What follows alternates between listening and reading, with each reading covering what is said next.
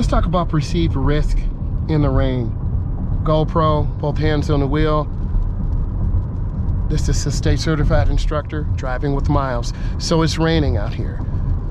People tend to drive much faster than it rains. The first few minutes are the most dangerous because the oil and gas and fluids are mixing together and it makes a really slick pace. You as a driver need to reduce your speed, increase your following distance. You also need to have on your headlights in adverse conditions, rain, sleet, snow, fog.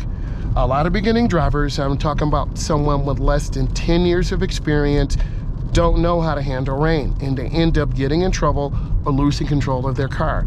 I'm gonna have to get over. So I have my blinker on, mirror, turn signal, blind spot. This is a very dangerous intersection I'm coming to, so I'm really being patient, and I'm looking.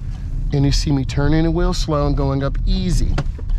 People lose focus. I'm gonna go ahead and do a parking maneuver, and I'm turning hand over hand, and then I turn out hand over hand. When you drive in the rain, you have to be safe. You have to have a focus. Increase your following distance. Make sure your wipers are good. Most of the time, us as humans, we don't replace our wipers until they're bad. And the first rain, it's hard for us to see. Same thing with our tires. You can hydroplane. Hydro means water, plane means to lift or fly. And when your car hydroplanes, you potentially will lose control of your car. So you need to be aware of this. And it's super important that you're patient when you're in these type of conditions. I hope this gave you a brief education.